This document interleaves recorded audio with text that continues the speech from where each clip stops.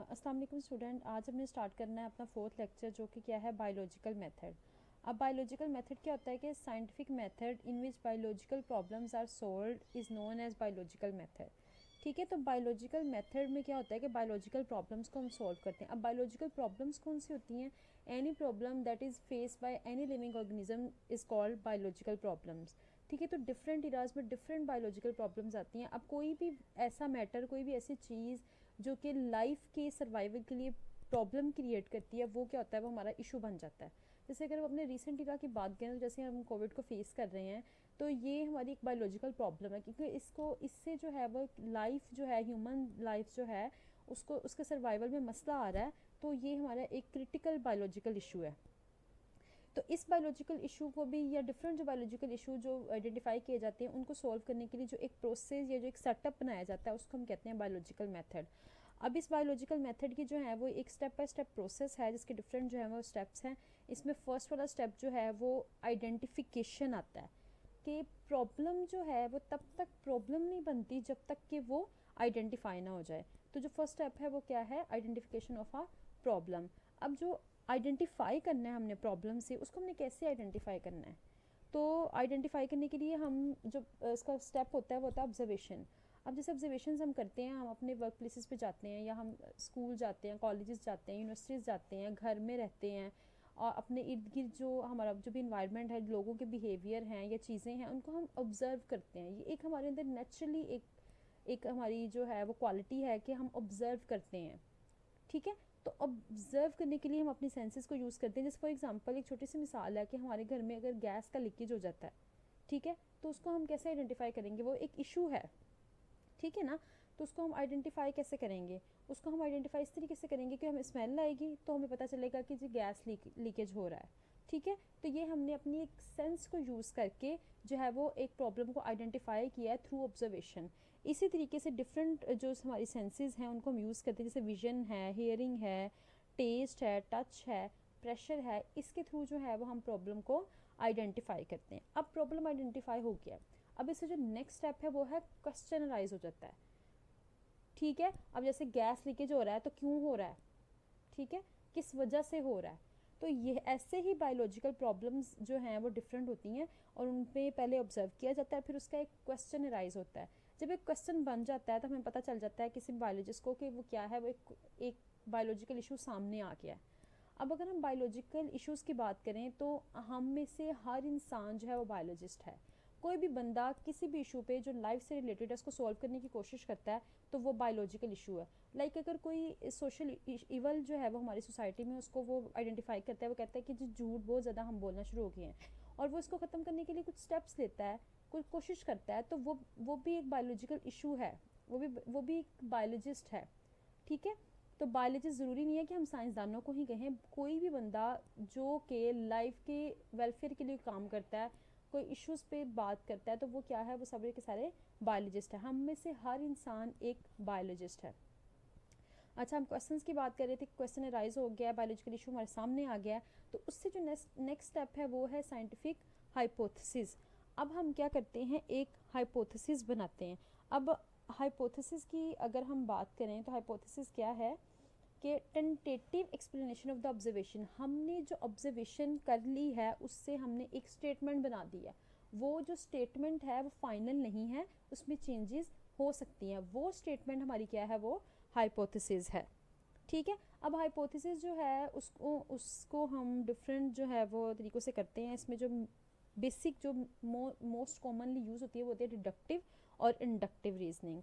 अब deductive reasoning क्या होता है? उसमें हम हाइपोथेसिस बनाते हैं from general to specific. General चीज़ों से हम बात शुरू करते हैं और उसको लीड करते हैं हम स्पेसिफिक की तरफ। फॉर एग्जांपल, इस डिडक्टिव रीजनिंग में जो है हम लॉजिक इस्तेमाल करते हैं इफ़ और देन की। हाइपोथेसिस में मोस्टली लॉजिक यही इस्तेमाल होती है, इफ़ और then. Like if we work hard then we will succeed. ठीक है, ये एक हाइपोथेसिस है। अगर और तब वाली जो है यहाँ पर लॉजिक जो है वो इस्तेमाल होती है। जैसे एग्जांपल दूंगी, आपकी बुक में एक एग्जांपल दी हुई है, if we accept that all birds have wings and that sparrows are birds, that we conclude that sparrows have wings. तो इसमें जब हमने देखा कि जो फर्स्ट प्रीमाइस था वो क्या था, कि if all birds have wings, ये हमने एक जनरल बात की है कि तमाम के तमाम जितने भी बर्ड्स हैं उनके विंग्स होते हैं। अब इसमें से हमने एक ग्रुप ले लिया, हमने स्पैरोज ले लिए, एक स्पेसिफिक है जो सेकंड प्रीमाइस है कि and that sparrows are birds.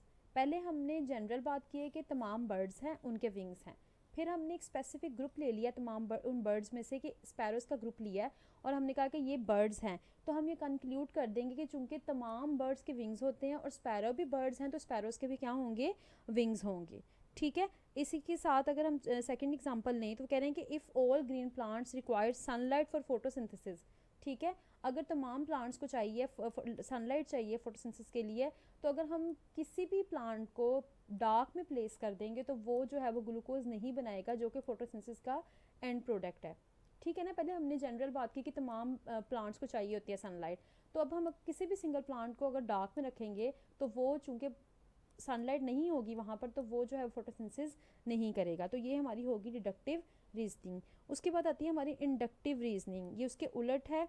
इसमें हम देखते हैं स्पेसिफिक टू जनरल, पहले हम स्पेसिफिक ग्रुप को देखते हैं और फिर जो है वो हम जनरल की तरफ जाते हैं। जैसे फॉर एग्जांपल वो कह रहे हैं स्पैरो वाली एग्जांपल को अगर हम देखें कि हम कहेंगे if we know that sparrows have wings, ठीक है, और एंड आर बर्ड्स, स्पैरोज के विंग्स भी हैं और वो बर्ड्स भी हैं, तो ये हमारी एक स्पेसिफिक नरेशन है। इसके बाद अगर हम ये कहें कि eagle, parrot, hawk, crow and are birds, ठीक है, ये सारे के सारे जो हैं वो बर्ड्स हैं, तो हम ये फिर एट द एंड कंक्लूड कर देंगे चूंकि स्पैरो जो है वो बर्ड है और उसके विंग्स भी हैं, तो जितने भी बर्ड्स हैं उन सब के सब जो हैं वो विंग्स ही होंगे। ठीक है, तो ये है हमारी inductive reasoning that moves from specific to general. ठीक है, इसके अलावा भी डिफरेंट जो है वो हाइपोथेसिस जो है वो बनाए जाते हैं, जैसे इंट्यूशन और इमेजिनेशन। ठीक है, इमेजिनेशन के थ्रू भी हाइपोथेसिस बनाए जा सकते हैं। जैसे हम इमेजिन कर लें कि अगर हम मेहनत करेंगे तो हम कामयाब हो जाएंगे। ठीक है, और इसके बाद एस्थेटिक प्रेफरेंस, खूबसूरती के लाइक अगर हम कहें कि हमने एक हाइपोथेसिस बनाया, हमने देखा कि हमने ऑब्जर्व किया कि कुछ लोग जो हैं उनके वो पीसफुल लाइफ गुजारते हैं, कुछ जो है वो पीसफुल लाइफ नहीं गुजारते, तो हमने जी ये एक हाइपोथेसिस बनाया कि अगर आपकी लाइफ में खूबसूरती है, अगर आप एक अच्छे माहौल में रहते हैं तो आप पीसफुल लाइफ गुजारते हैं। अगर आप एक अच्छी आपके इर्द गिर्द खूबसूरती नहीं है, आपके रवैयों में खूबसूरती नहीं है, आप अच्छे माहौल में नहीं रहते, तो आप एक पीसफुल लाइफ जो है वो नहीं गुजार सकते। तो ये है एस्थेटिक प्रेफरेंस, खूबसूरती। इसके अलावा रिलीजियस और फिलोसफिकल आइडियाज़। ठीक है, फिलोसफी के आइडियाज़ और रिलीजियस की बेस पे भी जो है वो हाइपोथेसिस बन सकती है। ठीक है, लाइक अगर हम कहें कि अगर हम अच्छे काम करेंगे तो हम जन्नत में जाएंगे। ठीक है, तो ये एक हाइपोथेसिस है। अब ये तो हाइपोथेसिस जो है वो बेसिकली एक एक्सप्लेनेशन है। अब ये प्रूफ बाद में होता है कि आया ऐसा होगा भी या नहीं, अभी इसके बारे में हम कुछ नहीं कह सकते। ठीक है, इसके अलावा comparison and analogy with other processes, different other processes के साथ कंपेयर करके भी एक हाइपोथेसिस जो है वो बनाया जाता है। जैसे फॉर एग्जांपल हम कहते हैं कि अगर हम प्लांट्स में अगर फर्टिलाइजर्स डाल देंगे तो वो ज़्यादा अच्छी ग्रो करेंगे, तो उसका हम कंपेयर कर देंगे कैसी क्रॉप के साथ जिस पे हमने फर्टिलाइज़र नहीं ऐड किया विद ऐसी क्रॉप जिस पे हमने फर्टिलाइज़र ऐड किया है। और इसके अलावा है discovery of one thing while looking for some other thing. ठीक है, हम किसी और चीज़ के लिए एक्सपेरिमेंटेशन कर लें लेकिन सडनली हमने कोई और चीज़ जो है वो डिस्कवर कर ली है। तो ये था हमारा टोटल जो है वो हाइपोथेसिस के बारे में। तो हाइपोथेसिस से जो नेक्स्ट स्टेप है, अगर हम इस वाली डायग्राम को देखें, इस पिक्चर को देखें, तो इसमें आपको नज़र आ रहा होगा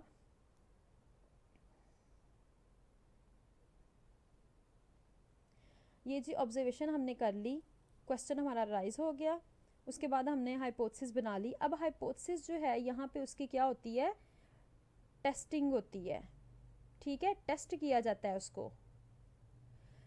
अब जो टेस्ट होता है हाइपोथेसिस, तो फिर अगर तो वो करेक्ट हो जाता है, वो साबित हो जाता है, वो उसको एक्सपेरिमेंटेशन की जाती है, उसके एक्सपेरिमेंट ठीक निकलते हैं, रिजल्ट सही आ जाते हैं। ठीक है, उनसे फिर रिजल्ट्स आते हैं और रिजल्ट्स की बेस पे जो एविडेंसेस बनाए जाते हैं जो कि उस हाइपोथेसिस को सपोर्ट करते हैं इनकंसिस्टेंट विद हाइपोथेसिस। ठीक है, दो तरह के ये चीज़ें होती हैं, एक तो एविडेंसेस है, अगर तो एविडेंसेस सपोर्ट कर रहे हैं हाइपोथेसिस को तो फिर उससे जो है वो साइंटिफिक थ्योरी बन जाती है। अगर इनकंसिस्टेंट है, अगर वो प्रूव नहीं कर रहे, एविडेंसेस नहीं मिल रहे, हाइपोथेसिस करेक्ट नहीं है, एक्सपेरिमेंट्स में रिजल्ट्स नहीं आ रहे, तो फिर क्या होता है, फिर दोबारा से रिवाइज किया जाता है हाइपोथेसिस। ठीक है, हाइपोथेसिस रिवाइज किया जाता है, दोबारा से एक टेंटेटिव एक्सप्लेनेशन बनती है, दोबारा से टेस्टिंग होती है। तो दोबारा से एक्सपेरिमेंटेशन होती है, दोबारा से रिजल्ट्स बनते हैं। अगर दोबारा से करने के बाद एविडेंस सपोर्ट करते हैं हाइपोथेसिस को तो फिर साइंटिफिक थ्योरी बन जाती है। अगर दोबारा से इनकन्सिस्टेंट हो जाती हैं तो दोबारा से ये स्टेप जो है वो दोहराया जाता है, और ये बार बार एक्सपेरिमेंटेशन की जाती है।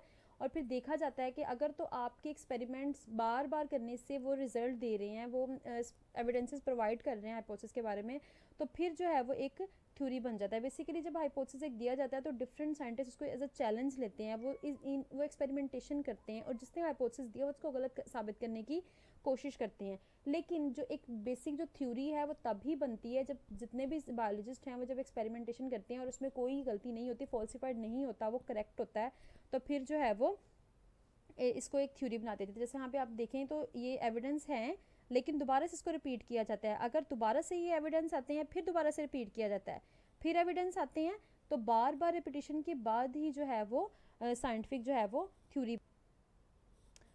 ठीक है, तो यहाँ पे फिर सीरीज ऑफ जो है ना वो हाइपोथेसिस बन जाते हैं जो कि सपोर्ट, जिनके रिजल्ट जो टेस्ट की जाती है उनके रिजल्ट जो होते हैं वो सपोर्ट करते हैं हाइपोथेसिस को। तो इस तरह की जो थ्योरी होती है वो प्रोडक्टिव होती है।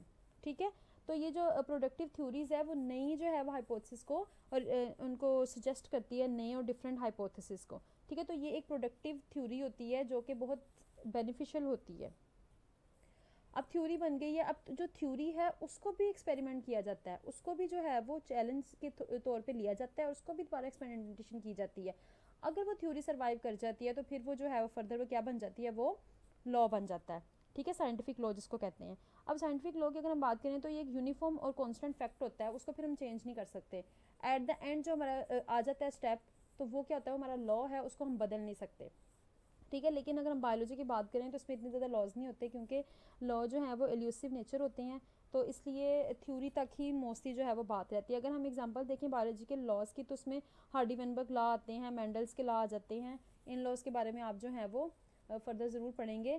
तो आज का हमारा टॉपिक यहाँ पे ख़त्म होता है। उम्मीद है कि आपको ये पसंद आया होगा, तो आप अपने फ्रेंड्स के साथ ज़रूर शेयर कीजिएगा और सब्सक्राइब ज़रूर करिएगा ताकि आपको जो है वो नेक्स्ट जो है वो इस तरह के लेक्चर्स मिलते रहें। Thank you.